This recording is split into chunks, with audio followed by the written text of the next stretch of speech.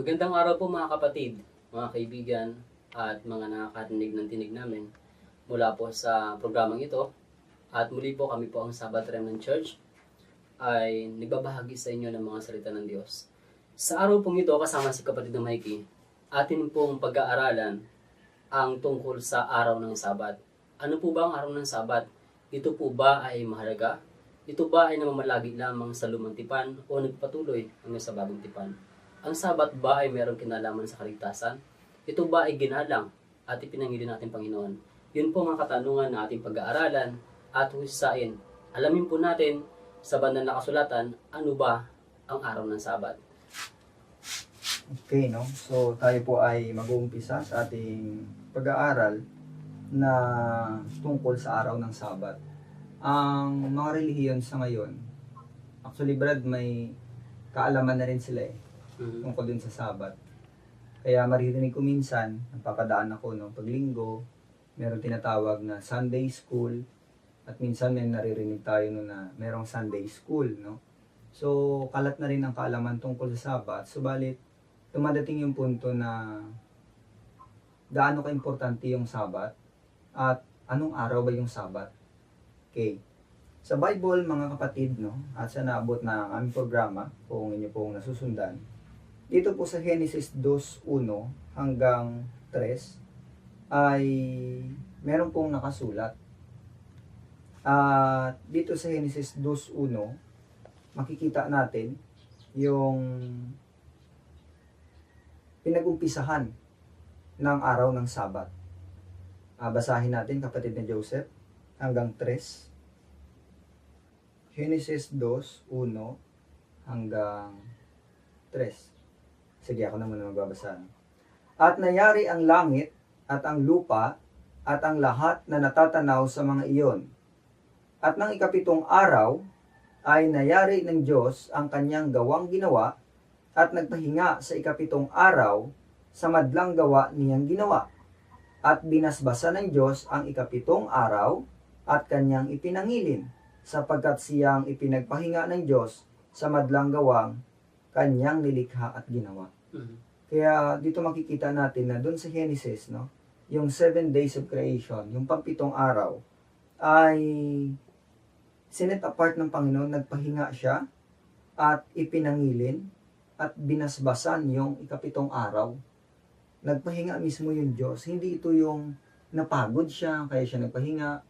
Yung pahinga na tinutukoy dito, yung parang, kumbaga pag ikaw ay nag-drawing, pagkatapos na mag-drawing ka, nakadikit ka doon, medyo umatras ka ng konti, at tiningnan mo yung buong itsura ng picture na ginawa mo, nasabi mo, wow, ang ganda. Parang sa ibang salita, parang satisfied. Oo. Parang gano'n. Tama. At sila ni Adan, doon sa Eden, nagpapahinga, hindi naman sila pagod Kaya ang pinakapunto at miniment talaga ng Sabat ay hindi lang physical rest. Spiritual rest talaga siya kahit simulat sa pool. Dahil sa Eden, hindi napapagod sila ni Adan at ni Eva, pero binigyan sila ng ikapitong araw para sila ay magpahinga. Para alalahanin yung tungkol sa Panginoon, no, sa kanyang nilikha. Kaya ang ikapitong araw, ito ay reminder sa atin ng creation. Lalo na mahalaga sa atin na nabuhay na sa panahon na wala na tayo sa Eden, yung Sabat, nagre-remind sa atin ng ating Eden home na tinatawag. Kumbaga, tuwing Sabat, naalala natin na minsan, ang tao ay nandun nakatira sa Garden of Eden. So, number 1, no, yung unang point natin ay it reminds us of creation. Number 2, it also reminds us of our redemption. Sabi sa Ezekiel 20 verse 12, bukod dito'y ibinigay ko rin naman sa kanila ang aking mga Sabat upang maging tanda sa akin at sa kanila upang kanilang makilala na ako ang Panginoon na nagpapaging banal sa kanila. So, yung Sabat, it reminds us of creation at nagpapakita din sa atin, no, ng ating redemption. Kaya importante siya. Magiging tanda. Kumbaga dito sa lupa, napakaraming tao, kilala ng Diyos kung sino yung sa Kanya. Yun yung mga tao na sumusunod sa utos at kasama yung Sabbath day na kanilang ino-observe. At pag tinignan natin yung Leviticus 23, verse 3, ang sabi dito, 6 na araw na gagawa, datapwat sa ikapitong araw, ay sabat na takdang kapahingahan, siyang banal na pagpupulong. Anumang gawa ay huwag ninyong gagawin, isang sabat sa Panginoon sa lahat ng inyong tahanan.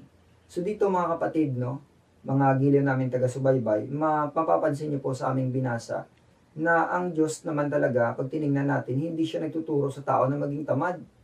Kasing sabi niya, 6 na gagawa ka, 6 na araw na gagawa ka, Brother Joseph, no? So kumbaga, nagtuturo na tayo gumawa. Pero ang sabi din naman niya, kumbaga pag gumawa ka, huwag mo namang patayin yung katawan mo kasi ngayon nauso na eh. Pag nagtrabaho ka, yung parang tuloy na lang, no? Dire-diretso na. At ang sabi niya, datapwat sa ikapitong araw, ay sabat na takdang kapahingahan. Anong klaseng pahinga? Yun ba yung natutulog? O mamamahinga ako? Kahit anong araw lang? Pero ang sabi dito, ang ikapitong araw, takdang kapahingahan, siyang banal na pagpupulong. So ginagamit pala ito, dati pa. Wala pa yung panahon nila Moises. Talagang yung Sabat ay ino-observe nila na ng mga anak ng Diyos, araw ng kanilang pagpupulong yon, no? Kanilang banal na pagpupulong. At nagtuloy-tuloy yon sa Biblia hanggang doon pumunta, no, sa panahon ni Jesus. Ito na yung ngayon ang mahalagang tanong. Nababasa natin sa Biblia na ang Sabat ay ikapitong araw. Tama? Nababasa natin na ang Sabat na ikapitong araw ay banal na pagpupulong. At nakita natin na ito ay tanda sa bayan ng Diyos. Ngayon, ang tanong, sa bagong tipan, dahil sa mga nakaraang episode natin, no, sa ilang mga topics natin na bigay, ay nakita natin na may mga tao na nagsasabi na yung mga kautusan sa lumang tipan ay wala na. Pero na-prove natin na nagpatuloy man. For example, yung kasal na nasa luma ay nagpapatuloy naman hanggang ngayon. Kaya sa totoo lang, pag naintindihan ito, Brad, no, kapatid, pabor na pabor yung mga utos sa lumang tipan na nagpatuloy sa tao, lalo na sa mga babae. Merong utos sa lumang tipan, ang sabi din, huwag kang mangangalunya. E pag halimbawa, yung asawang lalaki, narinig niya na sinabi ng pastor, wala nang utos, wala na yon. E nandun kasabi yung misis niya, sasabihin, narinig mo yon? Wala nang utos daw na bawal mangalunya. Di tinaruan mo pa siya na lumabag. Sa madaling sabi, yung kautusan sa lumang tipan na nagpatuloy, andyan. At may mga kautusan na pinatigil, na napag-aralan natin na nakaraan. Ngayon naman, itong Sabat na ito, kasama po ito sa nagpatuloy na kautusan. Kaya mababasa natin sa Bible, si Jesus mismo nangili ng Sabat. Basahin siguro muna natin, kapatid, yung Lucas 4:16. Okay po, ganito po ang sinasabi. At siya'y napanasaret na kanyang nilakhan, at ayon sa kaniyang kaugalian, siya'y pumasok sa sinagoga ng araw ng Sabat at nagdindig upang bumasa. Ayan. So kung nyo pong nasundan, si Jesus po, una, kanyang ugali. Yung bubang ugali, kapatid na Joseph, yun ba ay parang tsamba o nagkataon lang? O yun talaga ay, gano'n na talaga ang buhay niya? Kaugalian. Ayon, kapatid, sa pag-aaral, sa scientificong pag-aaral, ang ugali ng isang bata o ng isang tao ay nagmumula sa kanyang pagkabata. At meron pang mga kaugalian na namamana sa mga magulang. So, sa kalagayan na ito, sinabi siyang kaugalian, maaaring ito ay isang kultura ng kanilang lugar o kaya ay kinalakihan niyang isang ugali. Sa madaling sabi, hindi ito na timing lang na isang Sabat, nag-observe siya ng ganun. Tama? Kumbaga, dati na ito. Actually, yun din naman talaga binabanggit sa Bible. Pag binasa natin mga tagapakinig namin, yung Lucas, Kapitulo 6, ang talata ay 6, ganito ang ating mababasa. Sa ibang Sabat naman. Okay. At nangyari ng ibang Sabat na siya'y pumasok sa sinagoga at nagturo. At dooy may isang lalaki na tuyo ang kanyang kanang kamay. Ayan. At nangyari ng ibang Sabat na siya'y pumasok sa sinagoga at nagturo. Kumbaga, ibang Sabat naman, ibang, diba, nag-observe siya ng Sabat, paglipas naman ng sumunod na mga linggo, nagkaroon ng Sabat, nag-observe ulit si Jesus. So talagang patunay yung Lucas 6:6 na talagang tuloy-tuloy ang pag-observe ni Jesus sa Sabat. So, klaro yon na yung ating Panginoon mismo, mga kapatid, no, mga tagapakinig, ay nag-observe nun. At yung pangalawang punto ay papasok.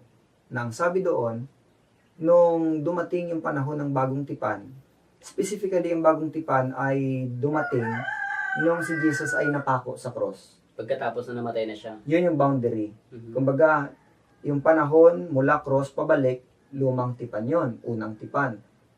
Nung napako siya sa cross, padiretso hanggang sa ating panahon, yun yung bagong tipan. Mhm. Ang boundary line, yun yung Cross. cross. Mhm. Ito ang problema kung halimbawa sabihin natin na wala ng Sabat. Kamamatay pa lang ni Jesus, merong mga early Christians na nag-observe kaagad ng Sabat. Mhm. At makikita natin na nung nabuhay si Jesus, hindi naman niya sinaway. Sinabi na, naku, pambihira naman kayo, kakamatay ko pa lang. Nag-observe na kayo ng Sabat. So hindi niya sinaway. Ibig sabihin, utos talaga, no, na magpatuloy yon. At kung paano inobserve yung Sabat doon sa lumang tipan, yun din ang ginawa ng mga Kristiyanong ito. Basahin natin yung Lucas pa rin, Mhm. Kapitulo 23, talatang 54 hanggang 56. Ganito po ang nababasa. At nooy araw ng paghahanda at nalalapit na ang Sabat. At ang mga babae ay nagsisama sa kaniya mula sa Galilea ay nagsisunod at tiningnan ang libingan at kung paano ang pagkakalagay ng kanyang bangkay. At sila nagsiuwi at naghanda ng mga pabango at mga ungwento. At ng araw ng Sabat, sila ay nagpahinga ayon sa utos. Ayan. So, klaro po dyan, ito po yung eksena. Sabi ng iba, nung si Jesus ay napako sa krus, wala na yung mga kautusan. In particular, wala na ang Sabat. Pero kabaliktaran ang nakikita natin sa Bible. Mhm. Si Jesus nag-observe ng Sabat. At kamamatay pa lang niya, itong mga early Christians na ito, faithful ito eh. Talagang nag-observe pa rin ng Sabat. Naghanda. At ang sabi doon, nagpahinga ayon sa utos. Kung ano yung inutos dati, yan pa rin yung kanilang Mhm. ginawa. So, sa sinabi natin kanina, nung dumating yung linggo ng pagkabuhay, hindi naman sila sinaway eh. Na sabi na, nako kayo kamamatay ko pa lang, inobserve nyo na naman yung Sabat. Kasasabi ko pa lang na hindi na yung dapat ipagpatuloy. Pero wala pong ganun. Walang ganun. Kaya makikita natin na talagang nagpatuloy. Puntahan natin si San Pablo, mga kapatid, no, mga tagapakinig. Si San Pablo po, anong araw yung kanilang pagkakatipon?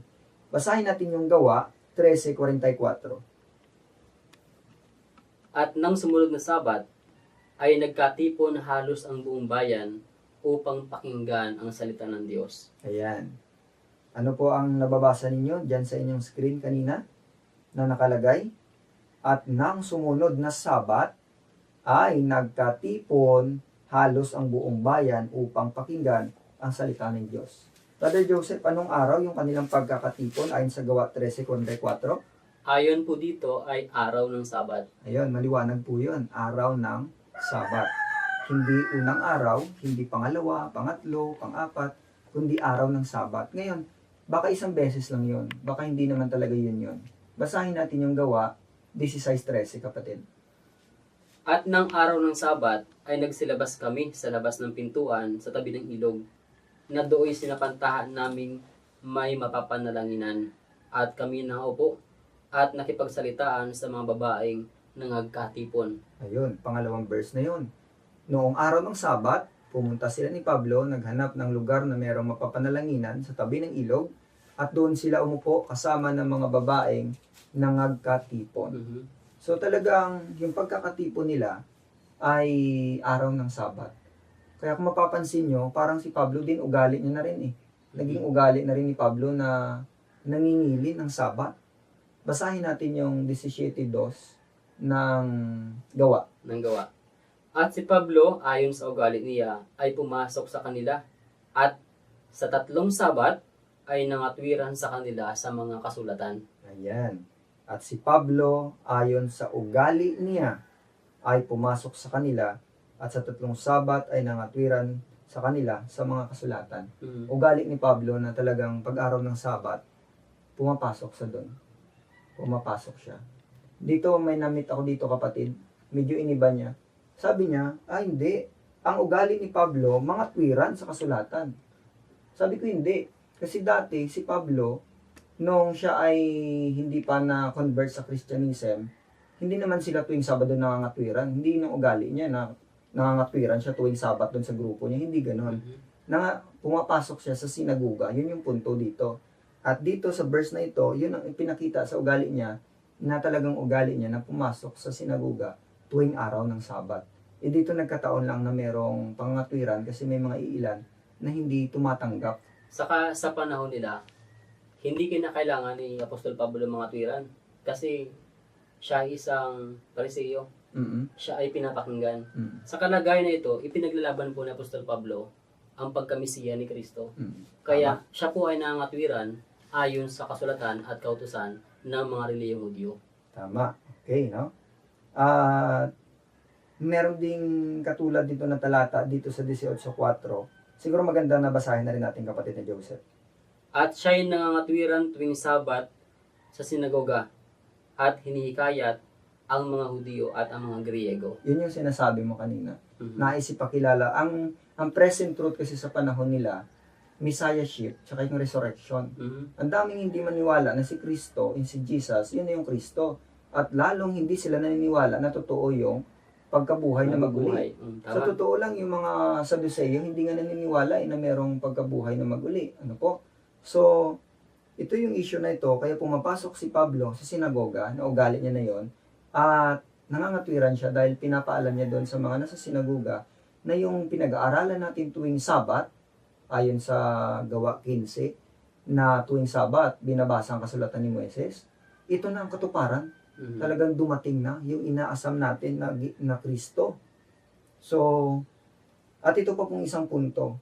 Noong pong si Jesus ay nabuhay doon sa Israel, nandun siya, nagkaroon po siya ng hula na darating yung araw, kapatid, na magkakaroon ng giyera doon sa lugar nila mismo. sa lugar nila, sa Jerusalem.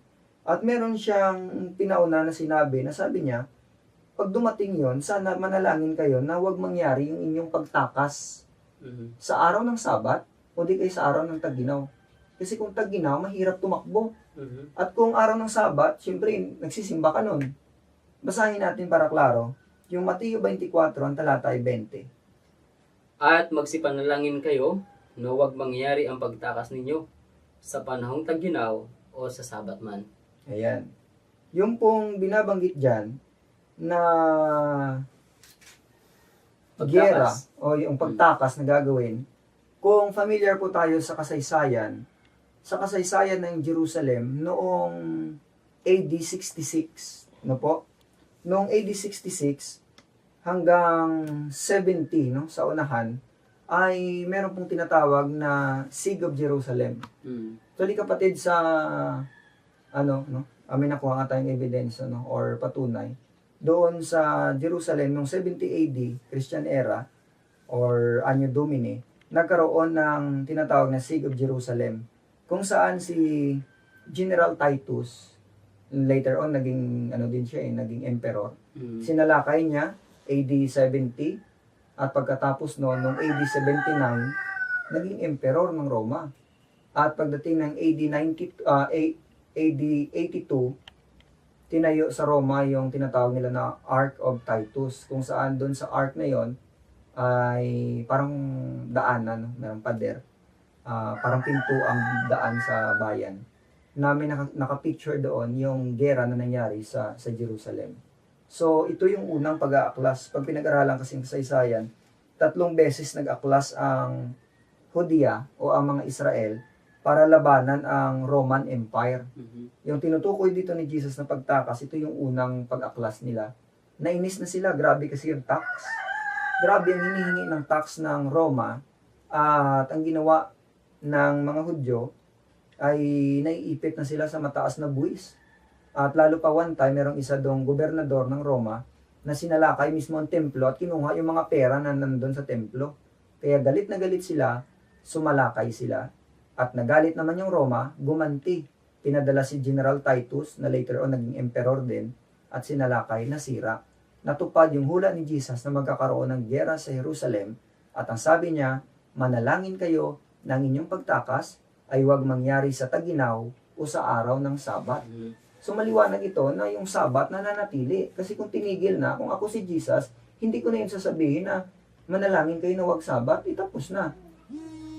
Pero ang katunayan na sinabi niya na darating yung araw na magkakaroon ng gera at kailangang ipanalangin niyo na wag mangyari sa Sabat, nagpapakita na tuloy-tuloy ang Sabat. Yun ang point. Saka kapatid, Sige po. sa katunayan na humihingi ang Diyos na ipanalangin ninyo, mismo si Kristo, pinapahalagahan niya ang araw ng Sabat. Na sa panahon ng pagtakas, huwag silang magkasala. Kasi ayon sa utos, ay bawal magtrabaho, di ba? Bawal gumawa sa araw ng Sabat. Iniingatan ng Panginoon na huwag silang magkasala sa kanilang pagtakas sa araw ng Sabat, kapatid. Yan. Lalo na pag araw ng Sabat, nagsisimba ka. May gera pala yung focus mo, hindi doon sa pagsimba mo. Nadadivert sa ibang bagay. Baka pag nandiyan na sumalakay, sa halip na manalangin ka na sumimba, yung nakita mo yung kahoy, kinuha mo at nakipag-ispadahan ka na rin. Nasaktan mo, nakapatay ka, dumami ng problema. Ano po? So, ang sabi dito, basahin natin muna, no? Yung Hebreo 4:4, kasi may nagsasabi, kapatid, na okay naman yung Sabat. May nakausap na kami ng isang pastor dati, sabi niya, tanggap ko yung Sabat. Tanggap ko rin na merong ikapitong araw na Sabat. Ang problema niya lang, yung ikapitong araw, ginagawa niyang kahit anong araw. Yung pwede yung Lunes, pwede yung Martes. At kakaiba yun. Kasi sabi ko, magkakaroon tayo ng 7 Sabat niyan. Iba ang sa akin, iba yung sa iba yun yung sa mga nakikinig. Pero pakinggan natin si San Pablo. Anong araw ba talaga? Para hindi tayo maging magulo. Basahin natin yung Hebreo 4:4, mga kapatid. Sapagkat sa isang dako ay sinabi niyang ganito, tungkol sa ikapitong araw. At nagpahinga ng ikapitong araw ang Diyos sa lahat ng kanyang mga gawa. Kapatid na Joseph, anong araw daw po? Kahit anong araw ba? Tungkol sa ikapitong araw, kapatid. Ayan. Sinabi niya ang ganito tungkol sa ikapitong araw at nagpahinga ng ikapitong araw ang Diyos sa lahat ng kanyang mga ginawa. So hindi po ito iba't ibang araw or kahit anong araw, hindi pala ganon. Specific ang kanyang sinabi, ikapitong araw. At ito po ay nagpatuloy. Basahin natin yung 4:9 ng Hebreo.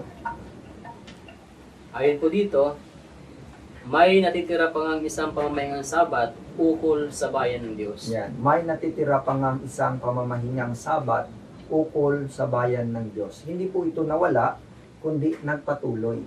Ito po yung dinidiin natin na talagang may mga kautusan na pinatigil, clear yon sa atin. Hindi tayo nagdududa doon. Pero may mga kautusan na nagpatuloy. Yung natira, isa ito, yung Sabat.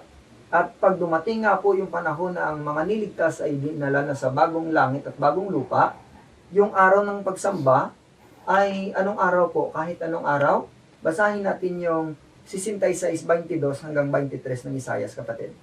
Ganito po ang sinasabi, mga kaibigan, sapagkat kung paanong ang mga bagong langit at ang bagong lupa na aking lilikhain ay mananatili sa harap ko, sabi ng Panginoon, gayon mananatili ang inyong lahi at ang inyong pangalan. At mangyayari na mula sa bagong buwan hanggang sa panibago at mula sa isang Sabat hanggang sa panibago, paroroon ang lahat ng tao upang sumamba sa harap ko, sabi ng Panginoon. Sino po nagsabi, mga giliw namin taga-subaybay? Sabi ng Panginoon. At ang sabi ng Panginoon, mula sa isang Sabat hanggang sa panibago, paroroon ang lahat ng tao upang sumamba sa harap niya. So maliwanag po na pag dumating yung araw na yon, yung bagong langit at bagong lupa, ay yung pagsimba sa araw ng Sabat, mananatili pa rin, kapatid ni Joseph. Mananatili pa rin. Kaya nga po sa ngayon pa lang, gagawin natin, actually yung ginagawa natin dito sa lupa, practice na ito. Kumbaga, nag-observe tayo ng Sabat, inaalala natin yung creation, ito ay tanda ng redemption, at nagkakaroon tayo ng physical na rin na pamamahinga, nakakapagod ng trabaho, yan po. At pagdating dun sa langit, hindi na tayo masabi natin na bago sa atin yung ganong gawain. Kasi dito pa lang sa lupa, yung araw ng pagsamba natin ay nakabase na sa ginawa ni Jesus at ng kanyang mga apostol, kasama si San Pablo. At siguro merong katanungan. Naalala ko, minsan may nagtanong, mababasa ba sa Bible na yung araw ng Sabat na yan ay Sabado? At hinanapan niya ako, Brad, sa lumang tipan kung meron ba talagang nakasulat. Pero kami po, sumasagot kami base talaga sa totoo kung anong nandun. So sinagot ko siya. Ang lumang tipan ay sinulat sa wikang Ebreo, Aramaiko, at hindi mo mababasa yung salitang Sabado. Bakit? Ang salita pong Sabado na ginagamit natin bilang salitang Hiram, hindi po ito salitang Tagalog o salitang Ebreo, salitang Espanyol. Opo. Kaya halimbawa, kung ang Biblia na sinulat nung araw ay nasa wikang Aramaic, or nasa Hebrew language, hindi mo mababasa yung salitang Sabado dahil yun ay Spanish. Pero, pag itinranslate po yung Shabbat, yung Shabbat sa Tagalog, yun po ay pamamahinga, at yung salitang pamamahinga or Shabbat, pag isinalin mo sa wikang Espanyol, ang kahulugan nun, Sabado.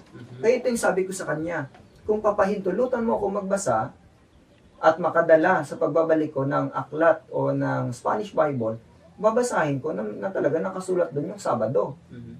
At bukod doon, sa ngayon, may mga tawag natin doon ay masabi natin yung parang translation na kasi sa atin nagkakaroon ng transliteration eh. Magkaiba po yung transliteration sa translation. Ang transliteration mula sa salitang Shabbat ay naililipat na Sabat pa rin. Yung translation mula sa Shabbat na pamamahinga, inililipat nila sa salitang Sabado o di kaya Saturday o di kaya rest. So, hindi nakatunog ng dati. Hindi nakatunog ng dati. Ang magkatunog, yun yung transliteration. Yung translation, yung kahulugan talaga niya. Magbibigay ko ng halimbawa. Meron pong isang Bible na kahit po sa application, nakasulat na rin siya sa ngayon. Ito ay Easy English Version, kapatid na Joseph. Sa Easy English Version na naka-flash po ngayon sa inyong screen, nakasulat dyan, kung inyo pong nasusundan, there are 6 days when a person can work. The 7th day is Saturday. So maliwanag po dyan sa verse na yan, na talagang yung 7th day ay Saturday. Tama, kapatid. Ayan. At kung bibigyan tayo ng isa pa, meron doon nakasulat sa na naka-flash din sa inyong screen, Leviticus 23 verse 3. There are 6 days when a person can work. The 7th day is Saturday. So maliwanag po dito sa translation na ito na yung Shabbat na nakasulat doon ay sinalin nila talagang Saturday. Yan po yung translation. Ayan. At sa translation naman ng Spanish, makikita natin, meron ditong binabanggit. Halimbawa yung nasa Exodus 20 verse 8. Medyo hindi ako marunong ng Espanyol, pero sundan nyo na lang po dyan sa inyong TV screen, sa inyong laptops and cellphones. Sabi dito, acordate del Sabado para consagrarlo.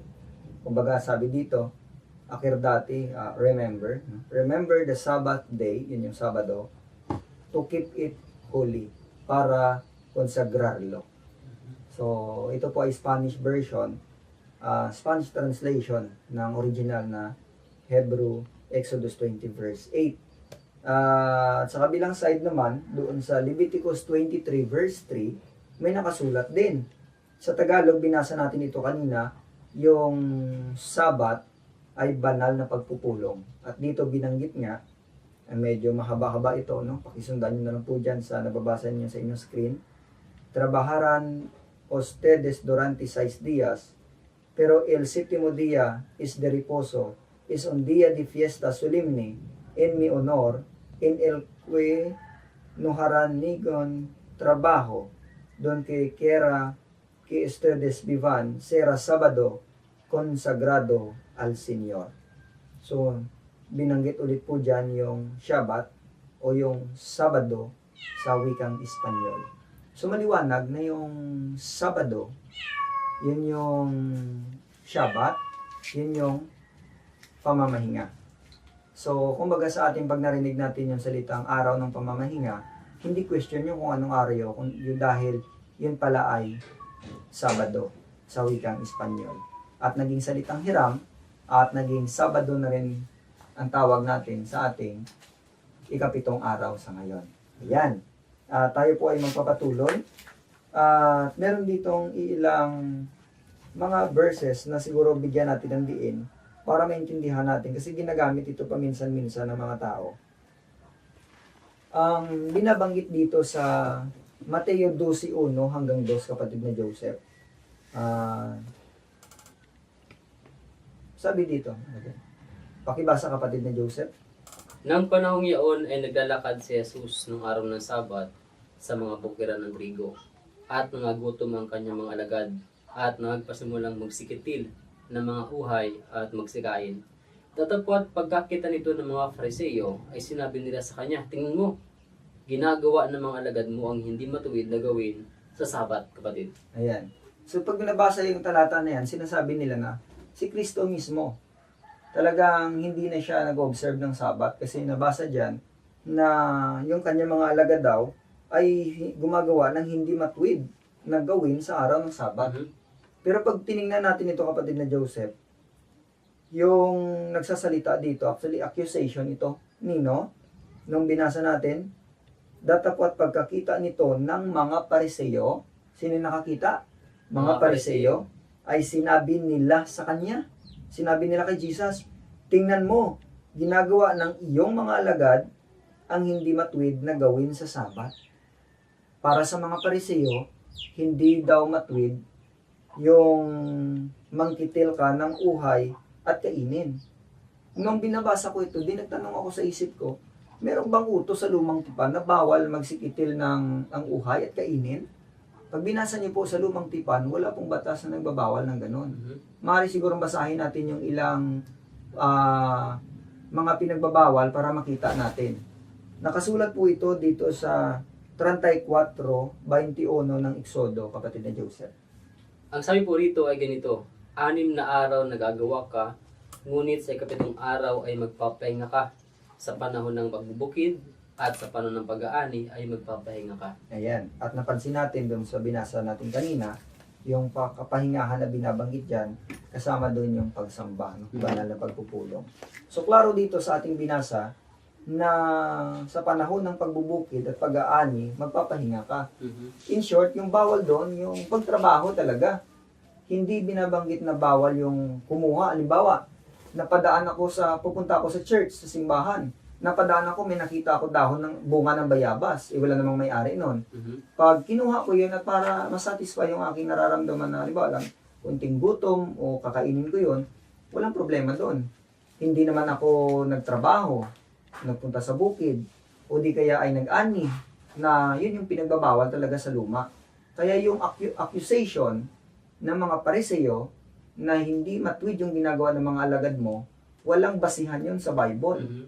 Walang basihan yun sa lumang tipan kasi hindi pinagbabawal yun sa lumang tipan na mali sila doon sa kanilang pakahulugan.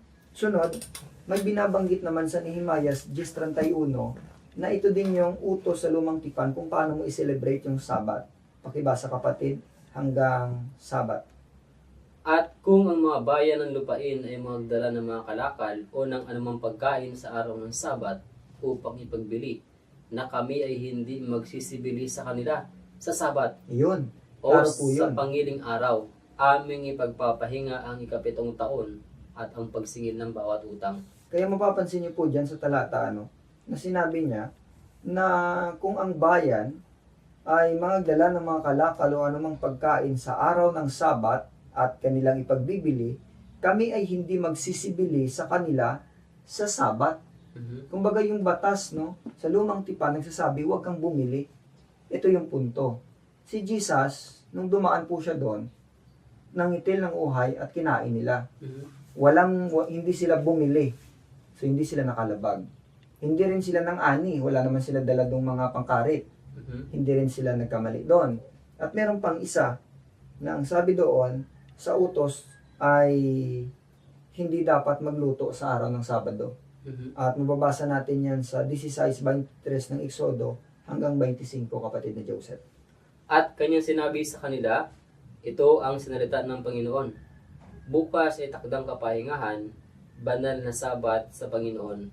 Ihawin ninyo ang inyong iihawin, lutuin ninyo ang inyong lulutuin, at lahat na lalabi sa itago ninyo sa ganang inyo na inyong itira hanggang sa kinabukasan. At kanilang itinago hanggang sa kinaumagahan, gaya ng iniutos ni Moises at hindi bumaho, ni nagkaroon ng anumang uod. Ayan. Tuloy natin. At sinabi ni Moses, kainin ninyo yaon ngayon sapagkat ngayoy Sabat na ipinangingilin sa Panginoon at ngayoy hindi kayo makakasumpong sa parang. Ayan. So dito po sa talata na ating binasa, makikita natin na sa araw pala ng Biyernes, doon po ginagawa yung paghahanda o pagluluto.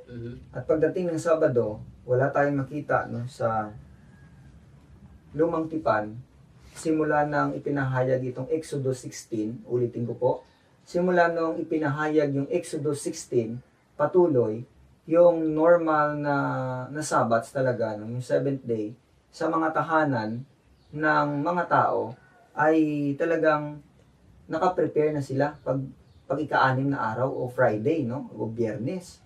At pagdating ng Sabat, hindi na sila nagluluto. Wala na yun. Ngayon, yun yung batas. Pag inisa-isa natin, hindi na magluluto sa araw ng Sabat, hindi mag-aani o pupunta sa bukid sa araw ng Sabat, hindi ka bibili sa araw ng Sabat. Yun yung tamang batas na nakasulat. Ngayon, yung akusasyon ng mga Pariseo, walang basihan yun. Hindi naman nagluto doon. Kinuha lang, kinain. Hindi naman sila bumili. So walang kasalanan doon. Hindi naman dala ng pangkarit. Wala namang problema doon, kapatid. So sa madaling sabi, si Jesus hindi lumabag sa araw ng Sabat. Sa halip, talagang inobserve niya ito ng tama. Yung mga Pariseo lang ang nag-aakusa kay Jesus. Yan po yung clear dyan. Meron pang isang talata na nagagamit at siguro buksan na rin natin ito, kapatid. Basahin natin yung Juan 5:18. Ito pong sabi. Dahil dito nga'y lalo ng pinagsikapan ng mga Hudyo na siya'y patayin, sapagkat hindi lamang sinisira ang araw ng Sabat, kundi tinatawag din naman ng kanyang sariling Ama ang Diyos, na siya'y nakikipantay sa Diyos. Ayan.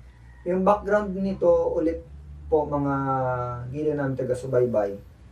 Mga Hudyo pa rin Ang nag-aakusa. nag-aakusa, no? Dahil dito nga'y lalo ng pinagsikapan ng mga Hudyo. Talagang galit na sila na siya'y patayin dahil darawa ang kanilang nakikita, sapagkat hindi lamang sinira ang araw ng Sabat, sa mata nila sinira yung araw ng Sabat. Pero wala kang makikita na matibay na ebidensya na si Jesus ay nilabag niya yung Sabat na ayon doon sa utos sa Lumang Tipan. Kaya siguro ito din ay panawagan namin doon sa mga nakakapanood ng mga programang ito, lalo na yung mga pastor, no, na kung meron silang may pipresent na mga verses sa Bible na talagang si Jesus ay lumabag sa Sabat Ayon sa utos. ayon sa utos sa Lumang Tipan. Kasi wala eh. Yung accusation ng mga Pharisee ay failure. So pag tinignan natin dito, ang mga Hudyo po, umabot na sila sa sukdulan na handa na sila makipagpatayan dahil yung standard nila kung paano i-observe yung Sabat, yun yung in-apply nila kay Jesus na mali yung sa kanila. Kaya ang tingin nila, sinira ni Jesus ang Sabat, at ano pa? Dahil tinawag niya ang Diyos na kanyang Ama at siya nakikipantay sa Diyos. Na so, at totoo lang, hindi naman yun problema dahil karapatan ni Jesus yun bilang anak nga ng Diyos. At ang sabi sa Juan 9:16, basahin natin, kapatid. At ilan nga sa mga Pariseo ay nagsabi, ang taong ito'y hindi galing sa Diyos, sapagkat hindi nangingilin sa Sabat. Datapat sinasabi ng mga iba, paano bagang makagagawa ng gayong mga tanda ang isang taong makasalanan? At nagkaroon ng pagkakabahagi sa gitna nila. Ayan. Napakaganda naman ang experience ni Jesus. Nung pinipresent yung katotohanan, nahati naman yung iba. May mga iba na naniwala kay Jesus, may iba na medyo sa umpisa medyo matagal pa na naniwala. Pero ang punto, nagpapakita sa atin sa 9:16 na yung nagsasalita dito mga Pariseo pa rin. At ang ilan sa mga Pariseo ay nagsabi, parati niyo pong tandaan, no, yung nag-aakusa yung Pariseo, mali naman yung pag-akusa. Ang taong ito ay hindi galing sa Diyos sapagkat hindi nangingili ng Sabat. Hindi nangingili ng Sabat ayon sa standard ng mga Parisee. Pero si Jesus, nag-observe ng Sabat, mga kapatid, ayon sa standard ng Panginoon. Kaya talagang si Jesus ay isang Sabat keeper. Tama, kapatid. Yan. At alam niyo mga kaibigan, base sa ating pag-aaral, napatunayan natin na may mga kautusan at lalo na itong Sabat na nagpapatuloy hanggang sa ngayon. Mismo ang ating Panginoon Jesucristo, siya ay nangili ng Sabat. iningatan niya ayon sa utos. At huwag tayo makinig kapatid sa mga Mm-mm. nagsasabi. Alam niyo mapanganib sa mga tagapagturo sa ngayon na baka hindi salita ng Diyos ang ginagamit nila, baka salita ng Pariseo. Tama. Kinakailangan po malaman natin kung ang salita ba ng Diyos ang kanilang sinasabi o salita ng Pariseo. Magkaiba po yun.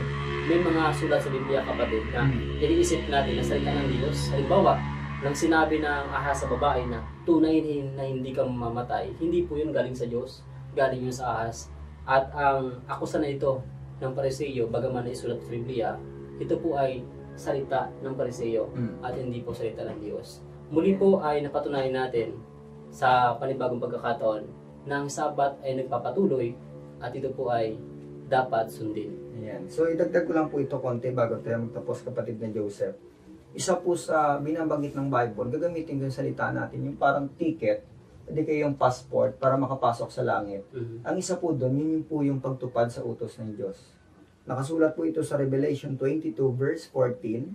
Sa English, ito pong pagkasabi, "Blessed are they that do His commandments, that they may have right to the tree of life, and may enter in through the gates into the city." So yung mga tumutupad po sa utos ng Diyos, meron po silang ticket or meron silang passport na makakapasok sila doon po sa loob ng gate ng Holy City. Yung kanilang passport, yung kanilang ticket, yun po yung pagtupad sa utos ng Diyos. At nabasa natin kanina sa Isaiah 66, 22 hanggang 23, na sa bagong langit at bagong lupa, meron pong pagsamba mula sa isang Sabat papunta sa panibagong Sabat, magkakatipon sila, sabi ng Panginoon, sa pagsamba. Kaya ang dalangin po namin na itong pag-aaral natin na ginagawa ay kapupulutan po ninyo ng aral. Umpisan nyo pong suriin ang Bible. Nang sa ganun mapansin nyo po o makita nyo na meron palang mga tao na nagkikip ng Sabat, nagbabantay sa utos ng Diyos. At ang tawag nga sa kanila ng Bible, kapatid na Joseph, sabi doon sa Revelation 12:17, yung nangingilin ng Sabat o yung nangingilin ng utos ng Diyos, ang tawag sa kanila sa English ay remnant, no? Ang sabi dito, "And the dragon was wroth with the woman, and went to make war with the remnant," or yung natira, o yung nalabi, no? "To make war with the remnant of her seed, which keep the commandments of God, and have the testimony of Jesus." So, itong mga taong ito, bakit sila binaka ni Satan? Dahil alam niya na itong mga taong ito talagang merong ticket, makapasok ng langit. Parang pag nabuksan natin yung eksena, parang nakikita ni Satan, pupunta kayo ng langit, may ticket na kayo, guguluhin niya, sisirain niya yung ticket na yun, at hindi ka na makakapasok doon. So yung pag-observe natin, which is resulta ng tunay na pananampalataya, magbubunga yun ng pagsunod sa kautusan, sa Sabat, at tatawagin ka ng Bible na remnant. Kaya napapansin niyo po may mga tao na nangingili ng Sabat at nagsisikap na maging remnant. Kaya po, kung inyo napansin, no, itong grupong ito, yung ministry na ito, yung church po na ito ay tinatawag na Sabat Remnant Church. Dahil nakapokus tayo doon sa ticket, magpipresent po namin sa inyo yung kautusan ng Diyos at kung paano po maging remnant. So sana po naging blessing kami sa inyo at sa patuloy niyo po ng pakikinig. Kung inyo po nakikita na nakakapagbigay kami ng dagdag na tulong spiritual, nais po namin inyayahan kayo na sa sunod pa po namin mga programa, bagaman sa simpleng paraan na amin pong may offer, ay may marami paulit po kayo makita mga katotohanan. So hanggang doon lang po at maraming salamat po sa inyong pakikinig. God bless po. God bless po.